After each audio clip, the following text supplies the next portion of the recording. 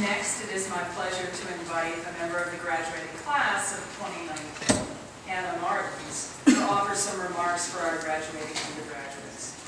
Hannah, who we earlier recognized as recipient of the Dean's Medal, has excelled in our classes, worked alongside faculty and graduate students as a member of the Neuroethics Thrust Research Group, and spent countless hours helping other students with their papers as one of our Writing Center tutors.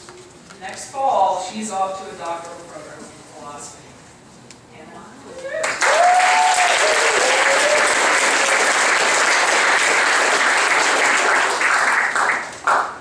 I'm a little nervous. Some tough acts to follow. Thank you both. I'm sure I'll be echoing some of the same sentiments. I want to begin by acknowledging the Coast Salish people of this land, the land which touches the shared waters of all tribes and bands within the Squamish, Tulalip, and Muckleshoot nations.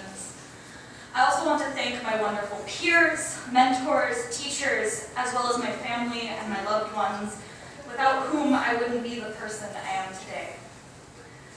So when I started at the UW, I never planned on or anticipated taking a philosophy class. I was pre-med all the way, but on the recommendation of some older and more experienced friends at the UW, who warned me against taking 18 credits of math and science my first quarter, I found myself registering for the moral issues of life and death class. Doctors should be moral, I justified it to myself. And I found myself totally hooked. I fell in love with the kind of questions the class posed and the kind of thinking it required. So several emotional phone calls to my mom and a small existential crisis later, I was declaring my major in philosophy and trying to find some way to fit that study of philosophy into my preconceived notions of success and career. For much of my time here at the UW, I allowed myself to deep dive into philosophy under the easy justification that I was pre-law, and philosophy is a good pre-law major, and I know that it is. But after 3 years of the rigorous critical engagement that comes with the territory, I finally got the critical distance on my own perspective to realize that what I really want to do is to continue to study and work in philosophy. Because for me, philosophy has been a space to ask the questions that really matter. The ones that have provoked me to think harder and deeper and constantly re-interrogate my own answers to those questions. The intellectual space of philosophy has also provided me the opportunities to have the kinds of conversations that can change your whole perspective on an issue or the world or life, and which leave me thinking long after those conversations have ended.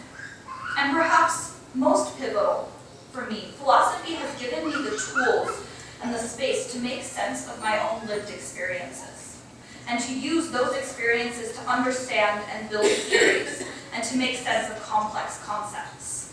Many a time I found that what I was reading for classes tracked and helped me unpack things in my life, some problem or interaction, and similarly, my lived experiences have been my best tools in identifying issues within and meaningfully challenging the theory in my courses. In this way, my education in philosophy has been an education in engaging with the world, in critical and thoughtful approaches to the project of sense-making.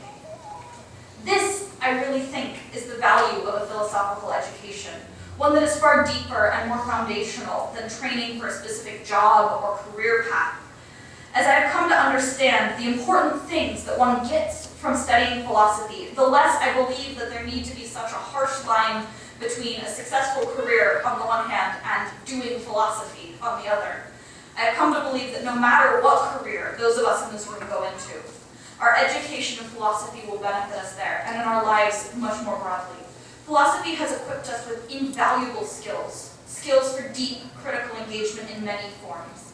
In particular, we are equipped with the ability to ask and answer important and pointed questions like, what's being assumed in this situation? Whose perspective is missing? What underlying values are guiding our thinking and decision-making in this instance?